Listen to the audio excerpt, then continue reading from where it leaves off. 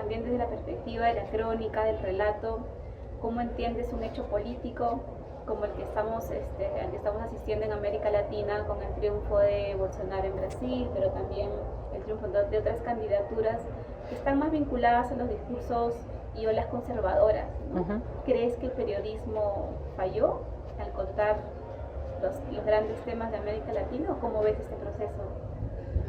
Mira, yo creo que estamos todos un poco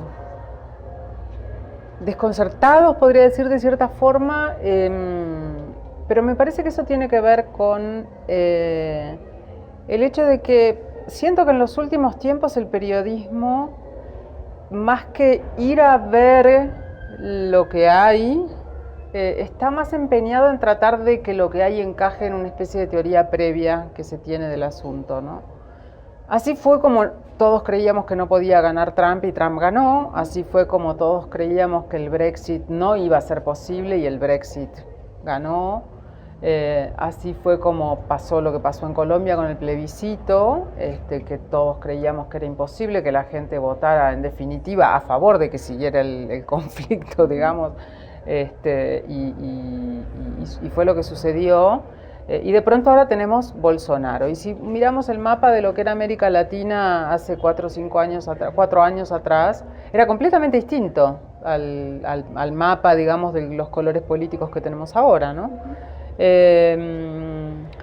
Yo creo que hace muy poco escribí una columna acerca de esto, de cómo América Latina es un lugar sinuoso, en términos de que, por ejemplo, tiene los niveles más altos de violencia contra la colectividad, contra la comunidad LGTB, y por otro lado tiene algunas de las leyes más avanzadas del mundo también en beneficio de este colectivo, como el matrimonio igualitario, como el reconocimiento, digamos, de que la gente figure con el género y el nombre que desee en su documento, como la adopción de parejas homoparentales, monoparentales. Y sin embargo, lo que uno ve en la calle, cuando uno habla con la gente del común, es una homofobia declarada, sigue siendo una homofobia declarada, un temor a lo distinto, todo lo que no sea rubio, alto y de ojos azules, y tengamos rulos y ojos grandes y seamos medio morochos, somos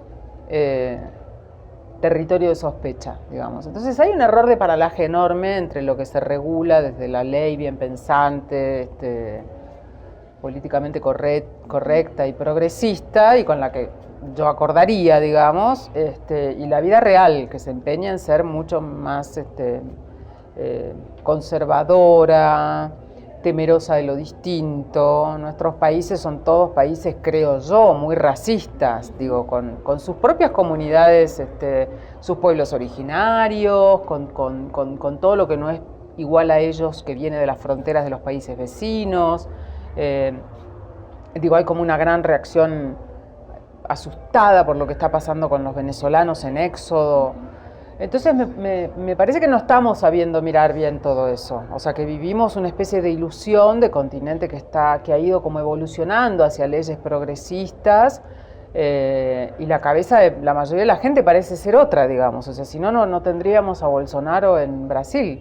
A Bolsonaro los brasileros votaron a un señor que es sexista, machista, homófobo, reaccionario, defensor de la tortura y de la aniquilación de ciudadanos, y a pesar de que dice que su discurso sea moderado, la gente lo votó por el discurso no moderado que tuvo. Entonces sí creo que estamos haciendo un error de lectura, no solo los periodistas, me parece que hay en general, desde todos los actores sociales hay un error de lectura de lo que está pasando, o sea, de lo que la gente dice, quiere. La preocupación por la inseguridad es una preocupación enorme en toda el área de América Latina, ¿no? Y creo que desde el poder no hay hasta ahora una forma eficaz de trabajar el tema de la inseguridad, sin movilizar a la gente hacia un lugar de intolerancia con lo distinto y de pánico a lo distinto y de represión a lo distinto. Eso está como en la base, digamos, ¿no? Que fue uno de los motivos por los cuales triunfó Bolsonaro en Brasil. La gente está aterrada viviendo atrás de rejas. Entonces el discurso suyo era un discurso de vamos a acabar con todos los delincuentes, vamos a meterlos en un barco y hundirlos en el medio del océano, más o menos. Cuando ganó Trump en Estados Unidos, una periodista norteamericana, Sarah Marsh, escribió un artículo muy interesante sobre qué es lo que falló. O sea, empezamos todos a preguntarnos por qué gana alguien democráticamente en un país, el país de la libertad, digamos.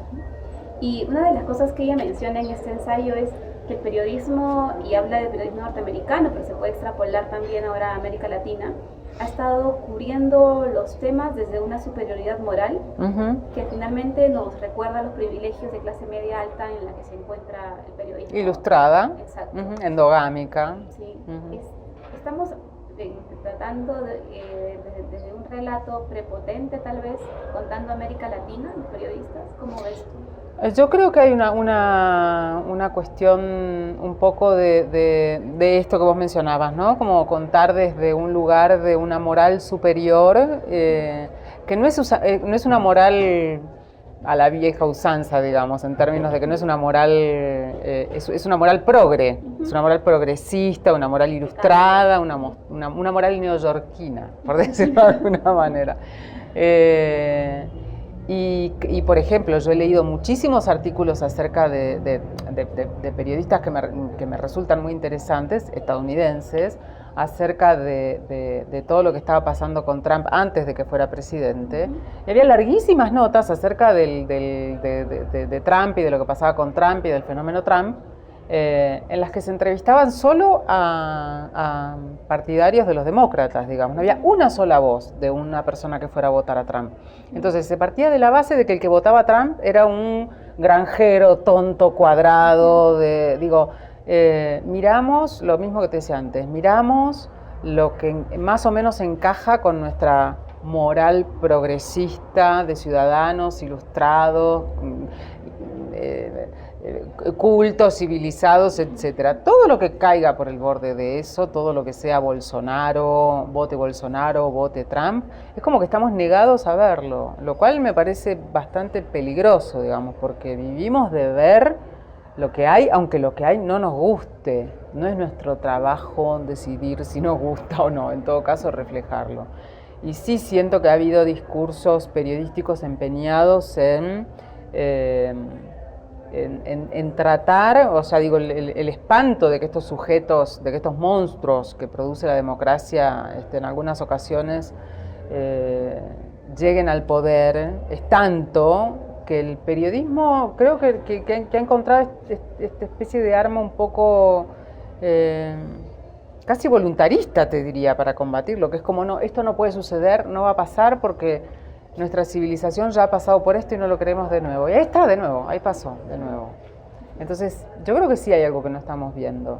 ¿Y cuál crees que es el papel como género de la crónica en particular en estos contextos de tanta polarización o invisibilización también de estos otros discursos que son conservadores pero que están ahí, ¿no? Bueno, precisamente yo creo que la crónica, que es un género que necesita como de mucho tiempo de reporteo, de mucha bajada al territorio, de abrir el abanico, de abrir la mirada, de mirarlo todo y todo lo que se pueda y desde los lugares más complejos posibles, es un gran género para cubrir todos estos fenómenos que no se pueden reducir a buenos y malos, y no se pueden reducir a gente obtusa que vota a Trump y a Bolsonaro versus gente civilizada y progre que vota por el candidato opositor, digamos, porque además nos estamos quedando cada vez con menos opciones. Digo, la polarización empieza a ser cada vez un lugar de mayor riesgo en términos de que a veces en un lado tenés a una persona que es como políticamente imposible, inviable, como Trump, y del otro lado tenés a uno que empieza a ser también inviable, digamos, digo, si uno ve un poco el recorrido de la polarización, no es que de un lado hay un malo, que todos podríamos acordar que es malo, y del otro lado hay un señor impoluto, que pobrecito, que pena que perdió. Del otro lado hay un ser que también es bastante cuestionable.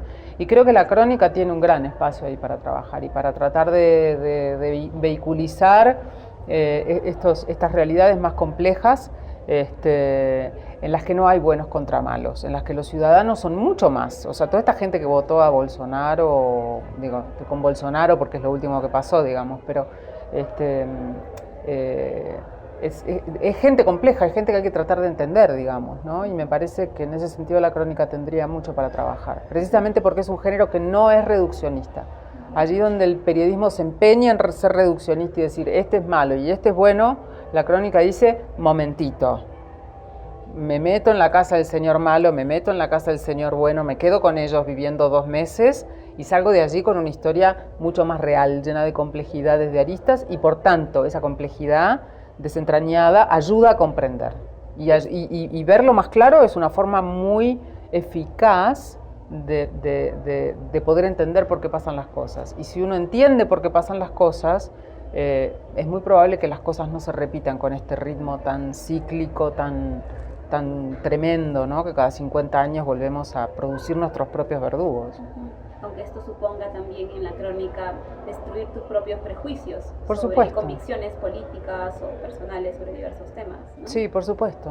Sí. No quiere decir esto que vayas a tener que escribir a favor de una persona que detestás en absoluto, pero digo, lo primero que uno tiene que hacer cuando hace crónica o cuando hace periodismo en general es imposible, pero es intentar desprenderse de la idea del prejuicio, meter el prejuicio en una cajita y decir, bueno, aquí se queda. Dentro del trabajo periodístico, los trabajos de mayor profundidad, como el de la investigación, en el formato crónica, requiere de mucho tiempo, pero también de una especie de aislamiento del reportero al momento de abordar una historia. ¿Cómo es posible en este momento de hiperconectividad encontrar ese espacio de reflexión al momento de cubrir una historia? ¿Cómo lo haces tú y cómo crees que alguien lo podría hacer o me da como recomendación para tantos periodistas jóvenes que ahora hacen y producen como si fueran máquinas industriales decenas de historias al día? Mira, yo creo que la gente tiene la idea de que uno como cronista se dedica solo a hacer 3 grandes crónicas por año y vive de eso y qué sé yo. La verdad es que todos vivimos multi-pluri, archi-recontraempleados en 1000 cosas. Editamos libros, damos conferencias, damos talleres, participamos de eventos como este. Y entre medio de todo eso hacemos espacio para reportear otras cosas. Yo, por ejemplo, ahora entregué en el mes de junio un libro que va a salir en Anagrama en mayo de 2019, que es un perfil de un intérprete de piano argentino, un hombre grande, uno de los mejores pianistas del siglo XX. Estuve entrevistándolo casi semana tras semana desde abril hasta el mes de diciembre del año 2017. Y luego, desde el mes de noviembre de ese año, empecé a apartar mi mes de enero y mi mes de febrero, cancelé todo viaje, rechacé toda invitación, no tomé trabajo para encerrarme en mi casa y escribir durante esos 2 meses el libro, y finalmente estuve casi hasta la mitad de marzo haciendo eso.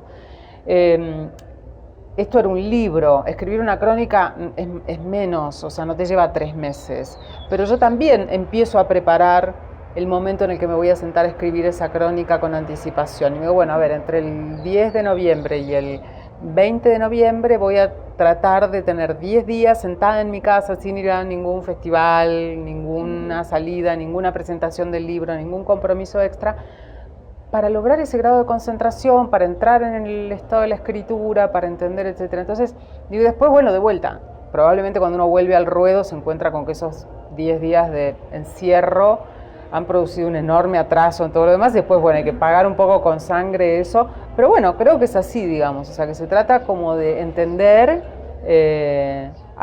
por momentos hay que acelerar para cubrir todo ese hueco de trabajo que nos ha dejado esos 10 días que paramos para escribir. Entender que no puedes hacer 30 crónicas larguísimas durante el año, que con suerte harás 5. Y que por otra parte no hay manera de dedicarse solo a eso, que está muy bien que hagan 25.000 notas y trabajen a ritmo industrial, siempre y cuando en algún momento digan del 10 de noviembre al 18 de noviembre yo paro trabajo en la escritura de esto que he ido reporteando a lo largo de meses y meses en los pequeños huecos en los que me dejó la urgencia. Para lo que no hay excusas para no hacerlo nunca. No es un continente en el que una región, Latinoamérica, en la que existan las condiciones perfectas para producir escritura, para producir una crónica periodística. Se las tiene que hacer uno, esas condiciones.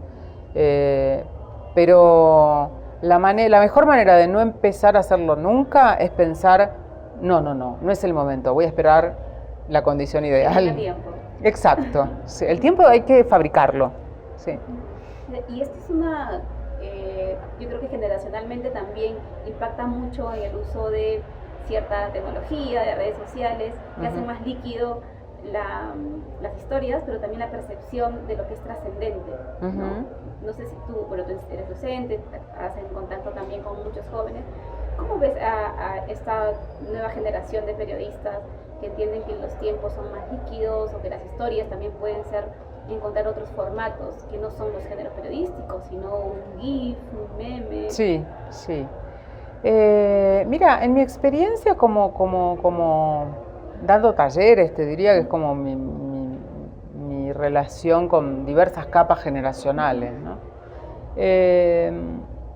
Te diría que la gente que realmente tiene el talento y entiende de qué se trata la escritura hace una diferenciación muy clara entre lo que es esa comunicación rápida, líquida, que se fuma casi que se fuma muy poco después, digamos, de lo que exige una escritura más reposada y que va a quedar más en la memoria. Yo creo que son registros completamente distintos. Sí creo que hay una sensación interna en todos nosotros de una especie como de urgencia y de que todo tiene que estar asociado con algún tipo de resultado productivo, ¿no? Estar en la red haciendo cosas ingeniosas para que eso replique en más likes y en más cosas ingeniosas y tener como esa personalidad virtual aceitada todo el tiempo. Pero me parece que, por lo menos en mi experiencia, la gente que quiere escribir, a la que le gusta escribir y que está dispuesta a dedicarle tiempo a estos textos más musculosos, de más peso, la crónica se ha puesto en un lugar que a mí no me parece bueno, que es como un lugar aspiracional, como si llegar a ser crónica fuera haber logrado algo en esta vida. Yo creo que el periodismo es haber logrado algo en esta vida, cualquier género que hagas, el punto es que lo hagas bien, ¿no? Pero para tener crónica, para hacer crónica hace falta tener una cantidad de herramientas y talentos, digamos. Yo no los tengo para hacer cosas que no sean crónicas, no sé hacer noticias, soy un desastre.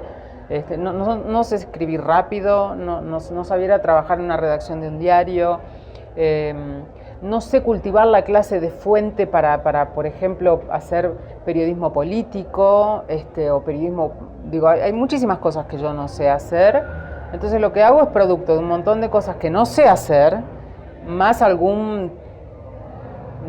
no sé, habilidad que pudiera tener para hacer determinadas cosas. Entonces, la gente que quiere hacer crónica, digamos, es un reflejo de eso también, de lo que me pasa a mí les pasa también a otros. O sea, no todo el mundo está capacitado para escribir textos, para hacer crónicas, así como no todo el mundo está capacitado para hacer noticias, ¿entendés? No es un género superador, mejor, etcétera. Entonces, bueno, siempre va a haber gente que va a apostar más a esta cuestión líquida de los tiempos y que va a estar muy confortable con eso y que lo va a hacer fantásticamente y no va a tener ningún tipo de cargo de conciencia por estar haciéndolo, ¿no? Y seguramente en la crónica también se verán ecos de ese efecto generacional, pero realmente por ejemplo, la crónica es muy difícil de escribir, muy difícil de establecer una mirada si vos no tenés una cabeza bien amueblada, si vos no tenés un esquema cultural, histórico, social, si tu cultura no tiene espesor, si para vos la vida empezó con vos cuando naciste en los 90, estamos mal para escribir crónica, digamos. Si no sabés lo que es mayo del 68 y creés que es un festival que se hizo en París en algún momento con Jimi Hendrix, vamos mal. Y sí noto en gente de las nuevas generaciones que quiere hacer crónica, un desconocimiento muy extravagante de todo lo que sea de los años 90 para atrás, digamos, de todo, como si la vida hubiera empezado un poco con ellos, ¿no? Entonces, bueno, ahí ya tenés un límite,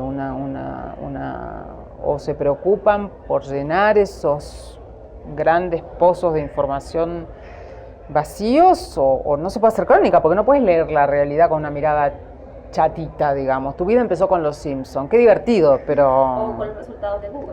O con los resultados de Google, claro, sí. Viendo un poco de tema al movimiento activista, ¿no? Hay en los últimos años una gran emergencia de denuncias, de historias de mujeres agredidas o acosadas, y se le pide al periodismo, a la periodista mujer, también ser parte de estos movimientos. Y permanentemente yo discuto con amigas cuál es el rol que tiene una periodista mujer respecto a estas denuncias y respecto al movimiento que busca visibilizarlas también. Y a veces pareciera que no se acepta ninguna duda frente a las denuncias. ¿Cómo ves tú este proceso y cuál crees que es el rol de una periodista mujer frente al movimiento feminista, activista de los últimos años? Creo que una periodista mujer tiene el mismo rol, creo de verdad, que el que puede tener un periodista hombre o el que tiene una persona. A mí el tema de género me parece muy interesante. Hay muchas cosas de este movimiento, lo que está pasando, que me resultan muy interesantes. Hay otras que me parece que convendría y me gustaría discutirlas más, digamos. Pero no creo, así como no creo en el deber ser. O sea, digo, no creo que todas las mujeres, porque eso también es como un corsé espantoso, porque soy mujer y soy periodista, entonces tengo que ocuparme de estos temas. Yo naturalmente me ocupo del tema de género, pero desde hace muchísimos años, porque siempre me interesó, y me ocupo con el mismo peso con el que me ocupo del tema de los abusos sexuales, de personas, digo, mujeres o varones, y niños, personas adultas, producidos por civiles y por sacerdotes, y digo, es algo que conozco mucho, lo he estudiado, he leído mucho, he hecho muchas notas acerca de eso, he hablado con muchas personas abusadas, y sé que no todas estas personas están, digo, que lo mejor que se le puede hacer a estas personas es a veces no ubicarlas en este rol de víctimas perpetuas, digamos, ¿no? Como ponerlas ahí también es un corsé muy complicado. Digo, a nadie le gusta ser víctima toda la vida de esto y ser visto solo como esto. Entonces te diría que ante eso yo reacciono más como persona. No creo que por el hecho de ser mujer y periodista yo le deba a la sociedad algún tipo de deber ser, que yo deba ser o que yo deba tomar el tema como una bandera, o que me dé incluso más derechos el hecho de ser mujer y periodista para hablar de determinadas cosas. No lo creo en absoluto. Eso me parece que es una forma precámbrica de pensar. Eso es como, no sé, volver al siglo XIX, en el que bueno, había cuestiones de mujeres y cuestiones de hombres. Digo, nada, vayamos a una cosa superadora, que haya cosas que sean de personas, no de mujeres y de hombres, ¿no? Para eso es necesario pasar por este momento de discusión y de revolución, que sí me parece que es un momento sumamente interesante, y sí comprendo que para que algunas cosas cambien, a veces es necesaria la exageración, porque sin la exageración, si no salimos todas a la calle a pedir que haya aborto libre en la Argentina y gratuito y seguro para todas las mujeres, no nos dan bolilla. Entonces, si salen 2, es como si no saliera nadie. Salgamos 2 millones, ¿entendés? ¿Saliste a marchar? Sí. No todas, porque a veces estuve afuera, pero sí anduve con mis prendas verdes allí por donde daba talleres en lugares muy complicados y entraba con mi suéter verde y no me importaba nada. O sea, tratando de dar un mensaje sin de pronto, bueno, qué sé yo, incomodar a la gente, porque también eso digo, ¿no? Como cada uno da la lucha desde su lugar y como es como persona, ¿no? Más o menos confrontativo, más o menos agresivo. Yo veo a veces chicas militantes feministas que tienen un discurso súper agresivo y es su manera, y de pronto, digo, yo siempre me he sentido muy cercana, muy atraída y muy feminista por los ideales femeninos, y mi manera es otra manera, digamos, ¿no? Pero sí trato de visibilizar todas estas cuestiones, siempre y cuando eso, no me vengan a meter el rótulo del deber ser, porque ahí sí que me parece que no lo voy a aceptar, ¿entendés? Pero no porque sea, no porque sea mujer me debo a una forma de reflejar la información de determinada manera. Y este debate en torno al lenguaje inclusivo en los textos, los y las, ¿cómo ves este tema que tiene que ver también con la técnica y con la sonoridad de los textos? Sí, bueno, ahí hay una cosa, Beatriz Arlo, una gran pensadora, socióloga y argentina, escribió una columna muy interesante la vez pasada en Babelia, con la que yo coincidía. Creo que lo que ella decía, digamos, la política no puede imponer ese tipo de esas cosas, se imponen de otra manera, es una cosa más cultural, digamos, más de usos. A mí el lenguaje inclusivo me resulta, yo tengo una cuestión que creo que la estética del lenguaje es una ética también, o sea, a mí sí me interesa cómo suenan las palabras, de hecho evito utilizar palabras que provienen del mundo de las ONGs, por ejemplo, como empoderamiento, visibilización, todo eso. Hablo de todo eso, pero encontrándole a esto una palabra que a mí me parezca más poderosa que esa. La palabra empoderamiento es una palabra ONG-ica, técnica, ¿no? Es como una palabra como una palabra fría, digamos. Es como cuando vas al médico y vos decís me duele la garganta y él te dice si tiene laringitis, esofagitis, bueno, me duele la garganta. Entonces digo, a mí tengo una percepción muy estética del lenguaje y el hecho de decir todes y chiques y todo esto me produce a la hora de escribirlo la misma sensación que me producen estas palabras, como empoderamiento, como qué sé yo. Puedo decir lo mismo de otra manera, digamos. O sea, creo que el lenguaje de alguna forma puede ser esto como inclusivo y no discriminatorio, de otras maneras, desde el contenido mismo de lo que digas, digamos, no de cada partícula. Por otra parte, la verdad es que es como la primera vez en muchos años que se instala sobre gran parte del lenguaje esta lupa tan grande sobre el tema de género, digamos. Yo creo que algunas consecuencias va a tener, que van a ser más a largo plazo, y que bueno, lo que ahora, por ejemplo, a mí no me gusta y me suena un poco rígido y forzado y qué sé yo, a lo mejor dentro de 5 años termina pareciéndome lindo decir chiques y quizás lo incluya, ¿entendés? Pero creo que tiene que ser a mí no me asusta, digo, en todo caso tiene que ser un proceso natural. Y en mi caso pasa mucho por eso, digamos, porque creo que cómo suenan las palabras también es importante a la hora es muy importante a la hora de escribir. Acabas de entregar un libro que se va a publicar el próximo año. Sí, en mayo. ¿Tienes otro proyecto editorial en mente, algún otro personaje, historia? Estoy trabajando en un libro también desde hace muchos años, que es más una crónica, pero bueno, este señor, yo estaba trabajando en este libro y fui un día a su casa con la idea de hacer un artículo para una revista y terminó siendo tan absolutamente magnético que me ganó, digamos, así que se interpuso este libro en el medio y ahora voy a seguir por el otro que... Pero es otro personaje. No es un personaje, es una historia, es una crónica, sí, es una crónica sobre una cuestión argentina, digamos. Bueno, para terminar, Leila, te voy a preguntar algo que tiene que ver con Argentina y la crisis que está... Otra más. Me parece además surrealista que alguien se sube a un avión, el dólar esté en 20 y tantos pesos, aterriza el avión... Está 40, 5 horas después sí. Está 40. ¿Cómo vive un cronista más la crisis política de nuestros países, que es donde casi toda la gente solamente quiere hablar de indignada, de los presidentes o de la política más cotidiana? Sí. Y se pierden de vista también otros grandes temas, ¿no? Sí, no sé, en particular la crisis argentina es algo que parece que no, a lo que no pudiéramos renunciar de alguna forma, ¿no? Como si nos gustara eso, ¿no? Bueno, no, digo, yo ahí no tengo respuesta. Veo que cada 10, 15 años, como vemos todos, volvemos a caer en la crisis de la década.